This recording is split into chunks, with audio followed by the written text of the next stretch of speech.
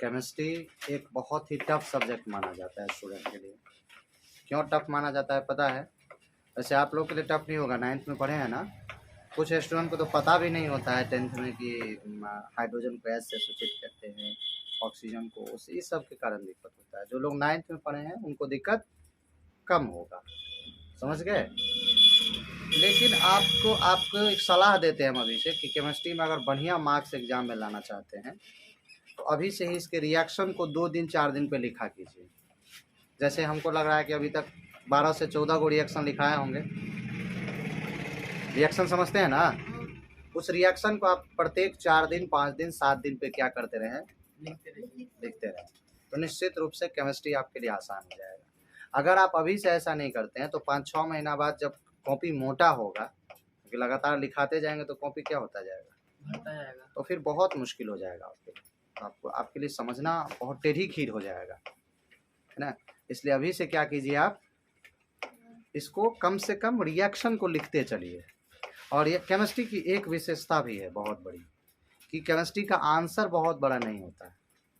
जितना भी सब्जेक्ट आप पढ़ेंगे, साइंस में, सोशल साइंस में, मैथ में या अन्य हिंदी मैथिली कुछ भी पढ़ेंगे, उसमें सबसे छोटा आंसर किसका होता है? सबसे छोटा आंसर केमिस्ट्री का होता है। बात को समझिए। आइए, सबसे पहला हम लोग क्या पढ़े थे? रासायनिक अभिक्रिया। क्या पढ़े थे?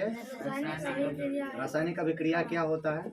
जब एक से अधिक पदार्थ आपस में हाँ, मिल करके, जब 2 या 2 से अधिक पदार्थ आपस में मिल करके एक से अधिक पदार्थ प्रदान करते हैं भिन्न गुण वाले, या एक यौगिक टूट करके भी 2 या 2 से अधिक पदार्थ देते हैं, तो उसे हम लोग क्या कहते हैं? रासायनिक अभिक्रिया। रासायनिक अभिक्रिया की विशेषता है कि पहले जैसा पदार्थ रहेगा, जो पदार्थ प्राप्त होगा वो उससे बिल्कुल क्या होगा? अलग होगा। पहले जैसा बिल्कुल अलग होगा। क्या होगा? अलग होगा। जैसे मान लीजिए ये Na+Cl हुआ। क्या हुआ? Na+Cl। NaCl बना ना जी। ये सोडियम बहुत ही सॉफ्ट पदार्थ होता है, क्लोरीन जहर होता है, और ये दोनों मिलता है तो क्या बनता है? नमक। नमक जहर होता है क्या? इट मीन्स कि इस दोनों से इसका गुण मिल रहा है? नहीं। अगर मिलता तो ये क्या है? सॉफ्ट, और ये क्या है? और सोडियम की एक विशेषता है ना, ये भी जहर जैसा ही होता है। दोनों मिला तो ये नमक, ये जहर होता है। इसका मतलब इस दोनों से नहीं मिलता है। हाइड्रोजन और ऑक्सीजन मिला तो क्या बनता है? H2O। ये क्या है? जल। ये हाइड्रोजन क्या है? हाइड्रोजन दुनिया का सबसे बड़ा दहनशील पदार्थ है। सबसे जल्दी किस चीज में आग लग जाता है आपके नजर में? सबसे जल्दी पेट्रोल में। लेकिन पेट्रोल से भी जल्दी आग किस में पकड़ लेता है? लेकिन ये दोनों मिला तो क्या हो गया? कहीं से हाइड्रोजन का गुण है इसमें, तो रिएक्शन के बाद गुण क्या हो जाता है? बिल्कुल बदल जाता है। या एक चीज टूट करके भी 2 या 2 से अधिक पदार्थ देते हैं। जैसे CaCO3 है, ये क्या हो जाएगा? CO+ कितना? CO2 दिया ना। तो ये रासायनिक अभिक्रिया की परिभाषा हो गई ना, कि 2 या 2 से अधिक पदार्थ जब आपस में मिलते हैं और एक से अधिक पदार्थ देते हैं तो उसे हम लोग क्या कहते हैं? रासायनिक अभिक्रिया। कोई कष्ट? अब रासायनिक अभिक्रिया के गुण हम लोग पढ़े होंगे। क्या पढ़े होंगे? रासायनिक अभिक्रिया के गुण। पहला क्या पढ़े थे हम लोग? रंग में परिवर्तन। किसमें परिवर्तन? रंग में परिवर्तन क्या होता है बताए थे कि पोटासियम परमैंगनेट होता है ना, KMnO4, इसको क्या कहते हैं? Potassium permanganate. क्या कहते हैं? हाँ, परमैंगनेट। किस कलर का होता है? बैगनी कलर का। इस पर नींबू का रस निचोड़ेंगे तो ये रंगहीन हो जाएगा। रंगहीन मतलब कोनो रंग नहीं, उजला तो एक कलर होता है। रंगहीन कौन पदार्थ है दुनिया में? पानी का कोई कलर नहीं होता है। उजला एक रंग है। तो पोटासियम परमैंगनेट पे नींबू का रस निचोड़ेंगे तो रंग क्या हो गया? खत्म हो गया। क्या? इसके बाद जब आपको चोट लग जाता है और हल्दी चूना लगाते हैं तो हल्दी किस कलर का होता है? पीला। और चूना दोनों को लगाएंगे एक साथ तो क्या हो जाएगा? वो लाल हो जाता है। केमिकल रिएक्शन हुआ दोनों में। रंग में परिवर्तन, अवस्था में परिवर्तन। किस में परिवर्तन? अवस्था। रासायनिक परिवर्तन के बाद अवस्था में परिवर्तन होता है। अवस्था मतलब ठोस है तो वो क्या हो जाएगा? द्रव हो जाएगा। द्रव है तो क्या हो जाएगा? गैस। जैसे मान लीजिए HCl है, ये अम्ल है ना जी, इसको मान लीजिए हम लोग किससे अभिक्रिया करेंगे? ZN। तो क्या बनेगा? ZnCl बनेगा। ZnCl2 और प्लस क्या? H2। H2 क्या हो जाएगा यहाँ पर? गैस। अवस्था में परिवर्तन हुआ ना, गैस निकला ना जी। अभी ये किस HCl किस अवस्था में था? अम्ल मतलब किस अवस्था में? द्रव, पानी जैसा था, वो किस अवस्था में चला गया? गैस हो गया। रंग में परिवर्तन हो गया, अवस्था में परिवर्तन हो गया। क्या? इसके बाद अवक्षेप का बनना। किसका बनना? अवक्षेप का बनना का क्या मतलब हुआ बताइए? नीचे बैठ जाना। क्या हो जाना? ठोस पदार्थ कहाँ बैठ जाएगा? नीचे बैठ जाएगा। उसको हम लोग क्या कहते हैं? अवक्षेप का बनना। नहीं, जैसे मान लीजिए NaCl है, क्या है? प्लस AgNO3 है ना, तो क्या बन जाएगा? AgCl2 plus NaNO3। ये जो हो गया है कहाँ बैठ गया? नीचे। जैसे हम लोग पूरी उड़ी बनाते हैं ना लोहिया में, तो उसका खराब चीज कहाँ बैठ जाता है? नीचे। वैसे ये कहाँ बैठ जाएगा? इसको अवक्षेप कहते हैं। अवक्षेप का बनना। इसके बाद क्या होता है? आपको ताप में परिवर्तन। किसमें परिवर्तन? ताप में परिवर्तन मतलब या गर्म हो जाएगा या छोटा सा उदाहरण है, आप कार्बेट लाइए मार्केट से और उसमें पानी डालिए, क्या होगा उसमें? कार्बेट लाइए मार्केट से इतना बड़ा टुकड़ा और उसमें पानी डालिए, क्या होगा? पिघलेगा। नहीं, पिघलेगा नहीं, उसमें से धुआं निकलेगा ऊपर। क्या हो जाएगा? गर्म नहीं, हाँ गर्म नहीं, ठंडा हो जाएगा वो। और मान लीजिए आप पानी है, पानी में चूना घोलिए तो क्या हो जाएगा? खौलेगा। मतलब उसका क्या हुआ? ताप। ताप कम हुआ है? नहीं, ज्यादा। ताप बढ़ा है। क्या हुआ है? ताप बढ़ा है। तो इस तरह से क्या को गुण हम लोग पढ़े? अवस्था में परिवर्तन, और इसके बाद क्या? ताप में परिवर्तन, रंग में परिवर्तन, और इसके बाद क्या? अवस्था में परिवर्तन, ताप में परिवर्तन, रंग में परिवर्तन, और एक क्या? हाँ, अवक्षेप का बनना। कोई दिक्कत? इसके बाद हम लोग पढ़े थे अगला हेडिंग रासायनिक समीकरण। क्या पढ़े थे? रासायनिक समीकरण क्या होता है? हल्का चीज है ये, हम लोग 9th में पढ़े हैं। किसी भी रासायनिक अभिक्रिया को हम लोग नॉर्मल भाषा में अगर लिखे, जैसे हाइड्रोजन और ऑक्सीजन अभिक्रिया करता है। क्या अभिक्रिया करता है? हाइड्रोजन और प्लस ऑक्सीजन, ऐसे लिखे ना। और तब अगर लिखेंगे जल, तो समझना आसान है। समझना आसान है। कहाँ ध्यान है बाबू? क्या कर रहे हैं? अच्छा रुकिए, कुछ देर बाद आपका इलाज है। हाइड्रोजन प्लस ऑक्सीजन क्या बन रहा है? जल, है ना। तो इसको ऐसे लिखना आसान है? नहीं, ऐसे लिखेंगे तो कितना, कभी कभी बहुत बड़ा बड़ा चीज आता है। जैसे इसको हम कैसे लिखेंगे? इतना बड़ा नामे हो जाएगा इसका। तो हम लोग इसको क्या लिखते हैं? H+O। ये हो गया क्या? रासायनिक समीकरण। क्या हो गया ये? रासायनिक समीकरण। क्या हो गया ये? समझ गए? रासायनिक समीकरण मतलब रासायनिक अभिक्रिया को जिस सूत्र के माध्यम से दिखाते हैं उसे हम लोग क्या कहते हैं? रासायनिक समीकरण। अच्छा, रासायनिक अभिक्रिया में जो बाएं ओर होता है उसको हम लोग क्या कहते हैं? जो बाएं ओर पदार्थ होता है उसको कहते हैं अभिकारक। क्या कहते हैं? अभिकारक। जो प्राप्त होता है उसको प्रतिफल। जो बाएं साइड होता है उसको अभिकारक, जो दाएं साइड होता है उसको। बीच में कौन सा? तीर।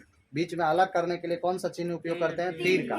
और दो पदार्थों को अलग करने के लिए जोड़ का, प्लस के चिन्ह का। किसका? करते हैं ना।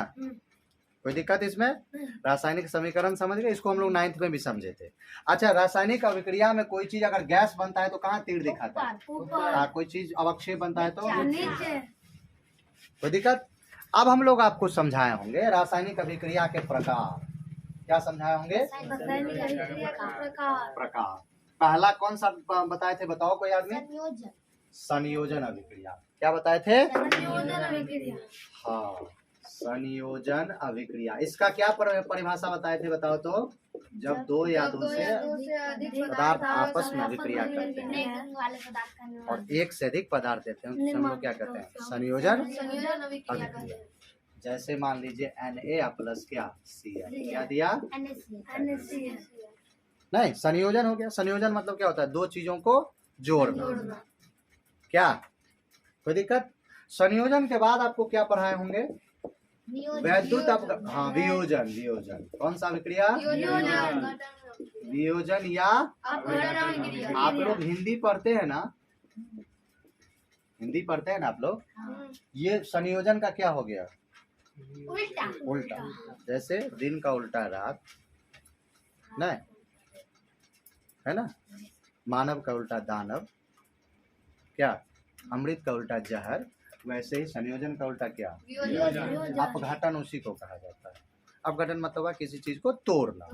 जैसे ये आपका CaCO3 है, ये पहाड़ से निकलता है चूना पत्थर, इसको हम लोग अभिक्रिया कराएंगे तो CO प्लस क्या मिलेगा? ये क्या हो गया? चूना पत्थर, ये टूट गया तो इसको कहेंगे कैल्शियम ऑक्साइड। और इसको क्या कहेंगे? Carbon dioxide. अच्छा, एक चीज यहाँ थोड़ा सा समझा देते हैं आप लोगों को, अच्छा रहता, आप लोगों को पढ़ाए भी है। इसको हम संतुलित कैसे करेंगे? बताओ, संतुलित है कि नहीं है? बताओ कोई आदमी, कोई आदमी बताएगा ये संतुलित है कि नहीं? गौर से, संतुलित है कि नहीं बताओ? ये तो संतुलित है ही। 2 1 3 गो ऑक्सीजन यहाँ भी है, एक गो कार्बन यहाँ भी है, यही कार्बन तो यहाँ गया है, और ये कार्बन थोड़े है, ये सी है, कैल्शियम सी है, तो संतुलित तो है। संतुलित का क्या मतलब होता है? जितना बाएं साइड उतना ही। तो ये वियोजन या अपघटन अभिक्रिया हुआ। इसके बाद कौन था? वैद्युत अपघटन अभिक्रिया। हाँ, तीसरा था वैद्युत अपघटन अभिक्रिया। इसमें क्या पढ़ाए थे? कुछ चीजें दुनिया में ऐसी होती है जिसको आप किसी भी अन्य प्रोसेस से नहीं तोड़ सकते, उसको हम लोग किस चीज से तोड़ेंगे? विद्युत से, इलेक्ट्रिक करंट से। किससे तोड़ेंगे? करंट से ना। जैसे ये NaCl है ना, इस पर इलेक्ट्रिक करंट प्रवाहित करें। और हाँ, एक चीज याद रखेंगे कि किसी भी चीज को जब हम लोग करंट देंगे तो वो ठोस अवस्था में नहीं होना चाहिए। NaCl नमक है ना, ये किस चीज के घोल के रूप में होगा? द्रव। द्रव इसको किस चीज के में घोल देंगे? पानी में। हमेशा याद रखेंगे कि इलेक्ट्रिक करंट जब प्रवाहित करेंगे तो किस अवस्था में होना चाहिए? द्रव अवस्था। किस अवस्था में होना चाहिए? NaCl है, इलेक्ट्रिक करंट प्रवाहित करेंगे तो Na प्लस जोड़ कितना? Cl minus. ये क्या हो गया? Sodium chloride. और ये क्या हो गया? सोडियम। इसको क्या कहते हैं? प्लस माइनस रहता है तो पढ़ाए थे, सोडियम आयन। नहीं, सीधे क्लोरीन आयन। दिक्कत रखते हैं हम लोग यहीं तक आज समझाने के लिए, क्या? और फिर जो बचा वो कल समझाएंगे, क्या? ठीक, ओके। एकल विस्थापन अभिक्रिया। नहीं, कल हम लोग विद्युत रासायनिक अभिक्रिया तक समझ गए। आज क्या समझना है? एकल विस्थापन हो गया, पढ़ाया जा चुका है, थोड़ी भी लिखाया जा चुका है, तो समझाया भी जा चुका है, फिर भी दोबारा समझा देते हैं। विस्थापन अभिक्रिया में क्या समझाए थे? विस्थापन का क्या मतलब होता है? विस्थापन का मतलब होता है किसी को जबरदस्ती उसके स्थान पर से हटाना। तो किसी को जबरदस्ती हटाने के लिए क्या करना पड़ेगा हमको? उससे ज्यादा ताकतवर होंगे तभी हटा पाएंगे। नहीं, जैसे मान लीजिए ये HCl आ गया या H2SO4 है ना, और ये बेचारा Zn क्या है? H2SO4 plus Zn। ये ZnSO4 हो गया और H2 क्या हो गया यहाँ पे? हाँ, ये चिन्ह क्या है? गैस का। इसका मतलब यहाँ H2 से ज्यादा पावरफुल कौन है? सब तो इस पूरे सिस्टम में से किसको हटा दिया? H2 को हटा दिया, विस्थापित कर दिया। विस्थापित मतलब उसको जाने का मन नहीं था लेकिन जा रहा। नहीं, ये एकल विस्थापन था। अब हम लोग इसके बाद पढ़े थे उभय विस्थापन। कौन सा विस्थापन? उभय विस्थापन। उभय का क्या मतलब होता है? उभय मतलब दोनों तरफ। क्या होना? दोनों तरफ। उभय विस्थापन मतलब क्या? दोनों तरफ विस्थापन हो तो उसको हम लोग क्या कहेंगे? उभय विस्थापन अभिक्रिया। वैसे विस्थापन के बारे में, एकल विस्थापन हो या उभय विस्थापन हो, इसको हम लोग विस्तार से तीसरे चैप्टर में जाते हैं। किस चैप्टर में? क्योंकि वहाँ पढ़ते हैं कि कौन सा धातु ज्यादा पावर वाला और कौन सा धातु कम पावर वाला। क्योंकि हमेशा ज्यादा पावर वाले किसको हटाएगा? कम पावर वाला। कम पावर वाला ज्यादा पावर वाले को हटाएगा? नहीं हटाएगा, है ना? तो वो हम लोग तीसरे चैप्टर में विस्तार से पढ़ेंगे। फिलहाल एकल विस्थापन के बाद थोड़ा थोड़ा जान लेते हैं उभय विस्थापन को। क्या उभय विस्थापन को पहले हम एक फॉर्मूला से समझते हैं, तरीका से। जैसे एक्स वाई है प्लस ए बी है, तो उभय विस्थापन में क्या होगा? एक्स किसके साथ जाएगा? बी के साथ। है ना, कैपिटल पर। क्या और वाई किसके साथ जाएगा? एक के साथ। इट मीन्स कि दूर वाला के साथ और नजदीक वाला। नजदीक वाला। अब एक उदाहरण दिखाते हैं हम आपको।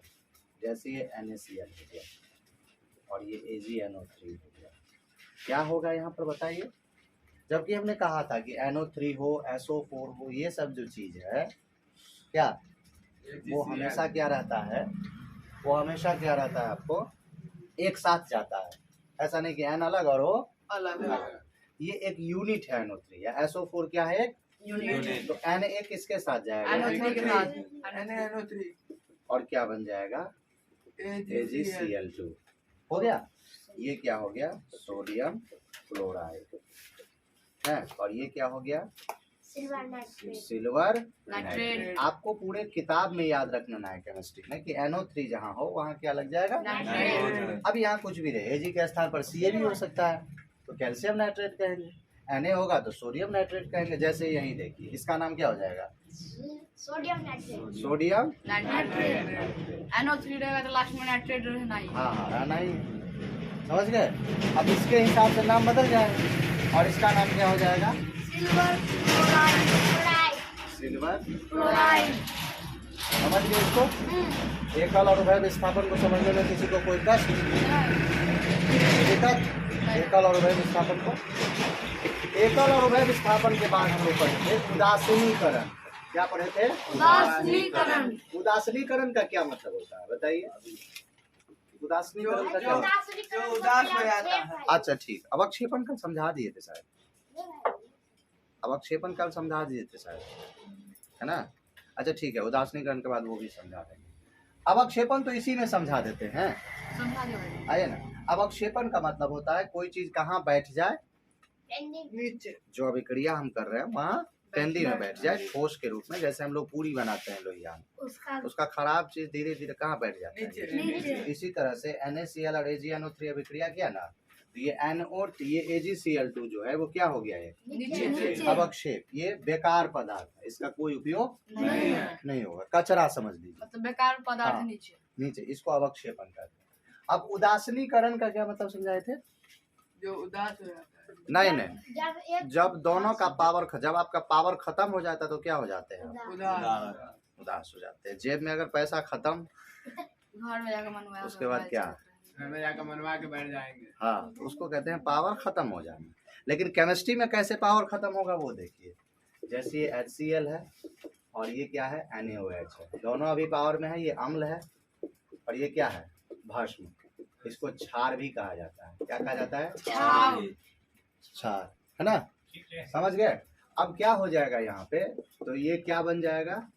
NaCl प्लस क्या? H2। ये नमक बन गया। क्या बन गया? नमक। नमक, जिसको हम लोग डेली खाते हैं। और ये क्या हो गया? जल।